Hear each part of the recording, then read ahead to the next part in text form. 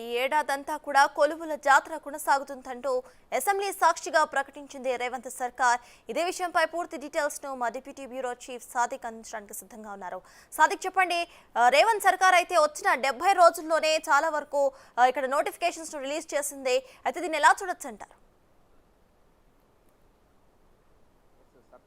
ముఖ్యమంత్రి రేవంత్ రెడ్డి నాయకత్వంలో ప్రజా పరిపాలనలో 70 రోజుల్లో 25,000 ఉద్యోగాలను కూడా భర్తీ చేసిన ఘనత కూడా ఈ కాంగ్రెస్ పార్టీకి దక్కిందని చెప్పవచ్చు. గత ప్రభుత్వాలు చూసినట్టయితే గ్రూప్ 1 సంబంధించినటువంటి పరీక్షా పత్రాల లీకేజ్ ఉంది, గ్రూప్ 2 సంబంధించిన దాంట్లో పోస్ట్పోన్ అవుతూ వచ్చింది. అంతేకాకుండా ఈవెన్ ఎస్ఎస్సి పేపరు, ఇంటర్మీడియట్ పేపర్లు కూడా లీక్ అయిన సందర్భాన్ని వరుస లీకులతో నిరుద్యోగులందరూ కూడా నిరాశ నిస్పృహలతో ఉన్నారు. చాలామంది నిరుద్యోగులు చనిపోయిన పరిస్థితి ఉంది. విద్యార్థులు కూడా ఇంటర్మీడియట్ విద్యార్థులు ఎస్ఎస్సి పేపర్ లీకేజ్ అయిన తర్వాత కూడా అనేక మంది విద్యార్థులు కూడా చనిపోయిన సందర్భాల నుంచి వెళ్ళి పూర్తి స్థాయిలో కూడా ప్రజా పరిపాలన సంబంధించినటువంటి ఈ కాంగ్రెస్ ప్రభుత్వంలో ఉద్యోగుల జాతర కూడా ఉంటుందని కూడా ప్రకటించినట్టుగానే అభయహస్తం మేనిఫెస్టోలో జాబ్ క్యాలెండర్ ప్రకటించినట్టుగానే వచ్చినటువంటి 70 రోజుల్లోనే 25,000 ఉద్యోగాలను భర్తీ చేసినటువంటి అంశాన్ని మనం ఇక్కడ ప్రస్తావించవలసిన అవసరం ఉంటుంది. ప్రధానంగా చూసినట్టయితే మనకు గ్రూప్ 1 సంబంధించినటువంటి పోస్టులు గత 10 సంవత్సరాల్లో కూడా నోటిఫికేషన్ ఇవ్వక చాలామంది నిరుద్యోగులు ఏజ్ బార్ అవడంతో వారందరూ కూడా ఉద్యోగానికి దూరమైనటువంటి పరిస్థితి ఉంది. వారంతా కూడా నిరాశ నిస్పృహలతో ఉద్యమ బాట పట్టారు. కాంగ్రెస్ ప్రభుత్వం ఏర్పడిన తర్వాత డెఫినెట్గా మీకు ఉద్యోగ నోటిఫికేషన్ ఇస్తామని కూడా ప్రకటించినటువంటి రేవంత్ రెడ్డి సర్కార్ ఆ తరహా సంబంధించిన విధానాల్లో పూర్తి స్థాయిలో కూడా ఫోకస్ పెట్టింది. ఇప్పటికే 563 సంబంధించినటువంటి పోస్టులకు కూడా గ్రీన్ సిగ్నల్ ఇచ్చింది. గత ప్రభుత్వాలు చేసిన నిర్వాహకం వల్ల పరీక్షలు సరిగా నిర్వహించకపోవడంతో గ్రూప్ 1 సంబంధించినటువంటి పరీక్షా పత్రాలు 2 సార్లు లీక్ అయ్యింది. హైకోర్టు ఎన్నిసార్లు చెప్పినా కూడా, ఎన్నిసార్లు ముట్టికాయలు వేసినా కూడా కేసీఆర్ ప్రభుత్వానికి చీమ కొట్టినట్టు లేదు. ఆ తర్వాత వాళ్ళందరూ కూడా సుప్రీంకోర్టుకు వెళ్ళడం జరిగింది. సో ప్రభుత్వమే సుప్రీంకోర్టుకు వెళ్ళిన సందర్భాల నుంచి వెళ్ళి రేవంత్ రెడ్డి సర్కార్ వచ్చిన తర్వాత గ్రూప్ 1 సంబంధించిన పరీక్ష విషయంలో విత్డ్రా చేసుకొని అదనంగా మరో 63 పోస్టులు కూడా యాడ్ చేసి మొత్తం 564 పోస్టుల వరకు కూడా గ్రూప్ 1 పోస్టులకు భర్తీ చేసేందుకు రంగం సిద్ధం చేసింది. అంతేకాకుండా స్టాఫ్ నర్సు విషయంలో చూసినట్టయితే దాదాపు 7,000 సంబంధించినటువంటి 6,957 సంబంధించినటువంటి నర్స్ పోస్టులు కూడా భర్తీ చేసినటువంటి అంశం కూడా ఇక్కడ మనం చెప్పవచ్చు. దీంతో పాటుగా మనకు గత ప్రభుత్వాలు చూసినట్టయితే సింగిల్ టీచర్స్గా ఉన్నటువంటి అనేక స్కూల్స్లో రేషనలైజేషన్ పేరుతో స్కూల్స్ అన్ని కూడా మూతపడడం జరిగింది. ప్రధానంగా చూసినట్టే సర్వశిక్ష అభియాన్ కూడా ఇదే రిపోర్ట్ చెప్పడం జరిగింది. బీఆర్ఎస్ ప్రభుత్వంలో, కేసీఆర్ ప్రభుత్వంలో సింగిల్ టీచర్స్ ఉన్నటువంటి స్కూల్స్ అన్నీ కూడా దాదాపు మనకు ఎగ్జాక్ట్లీ ఫిగర్ చెప్పాలనుకుంటే 6,450 స్కూల్స్ మొత్తం కూడా మూసివేయడం జరిగింది. దీంతో మొత్తం విద్యా వ్యవస్థ అంతా కూడా నిర్వీర్యమైపోయింది. అక్కడ సింగిల్ టీచర్స్ లేరు, విద్యార్థులందరూ కూడా డ్రాప్అవుట్గా మారిపోతున్న సందర్భంలో రేవంత్ రెడ్డి సర్కార్ ఇప్పటికే ప్రకటించడం జరిగింది.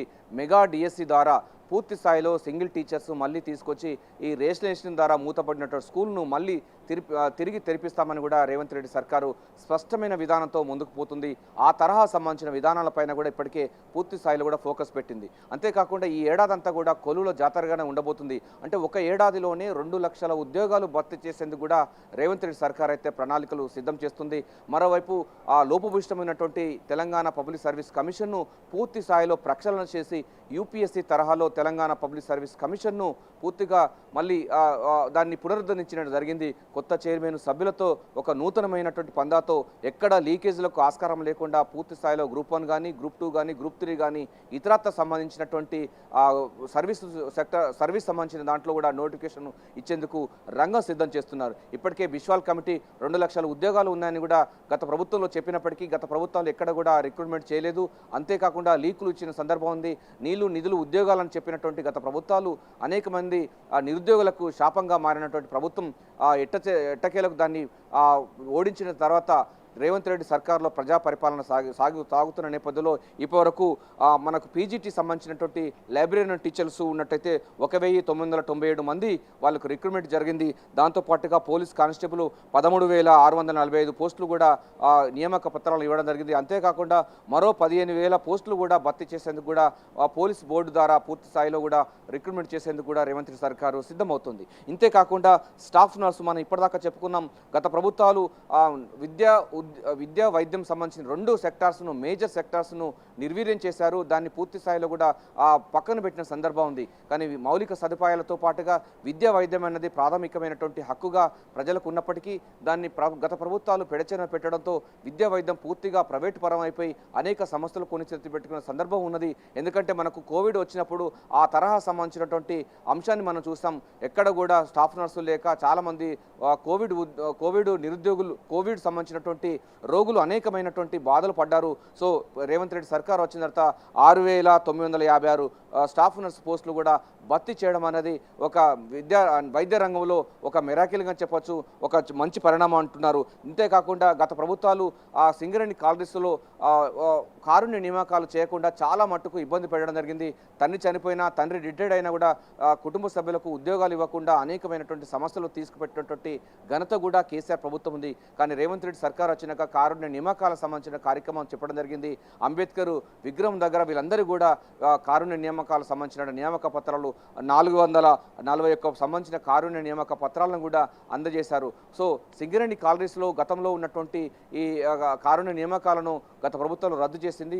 కానీ రేవంత్ రెడ్డి సర్కార్ వచ్చిన తర్వాత ప్రజా పరిపాలన స్టార్ట్ అయిన తర్వాత సింగరేణి కాలనీస్లో కారుణ్య నియామకాలు చేపట్టడం జరిగింది. సర్తాజ్ ఇక్కడ స్పష్టంగా కాంగ్రెస్ పార్టీ కాంగ్రెస్ ప్రభుత్వము ప్రజా పరిపాలనలో 2 లక్షల ఉద్యోగాలు 1 సంవత్సరంలో పూర్తి చేస్తామని గట్టి పట్టుదలతో ఉంది. అందులో భాగంగానే తెలంగాణ పబ్లిక్ సర్వీస్ కమిషన్ పూర్తిగా ప్రక్షాళన చేసి యూపీఎస్సీ తరహాలోనే నిర్వహించేందుకు సిద్ధమవుతుంది. ఎక్కడ లీకేజీ లేకుండా పూర్తిగా పారదర్శకంగా కాంగ్రెస్ పార్టీ ఇచ్చినటువంటి గ్యారంటీలో భాగంగా ఈ 2 లక్షల ఉద్యోగాలు కూడా ఇవ్వబోతుంది.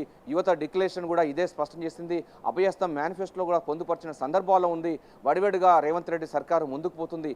70 రోజుల్లోనే 25,000 ఉద్యోగాలు భర్తీ చేశారు.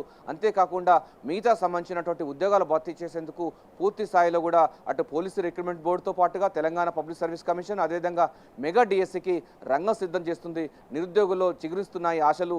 గత ప్రభుత్వాలు అనేక లీకుల ద్వారా ప్రశ్న పత్రాలు జిరాక్స్ సెంటర్లో పల్లి బఠానీలకు అమ్ముకున్న దుస్థితి నుంచి పూర్తి స్థాయిలో గాడిలో పెట్టి వచ్చేటువంటి జనవరి వరకు 2 లక్షల ఉద్యోగాలు ఇచ్చేందుకు కూడా రేవంత్ రెడ్డి సర్కార్ అయితే పూర్తి స్థాయిలో ఫోకస్ పెట్టింది.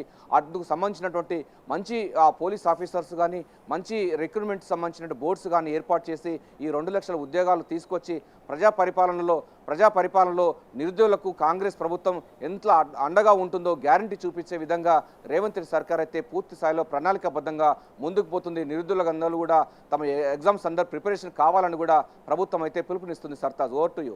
Right, thank you Sadiq.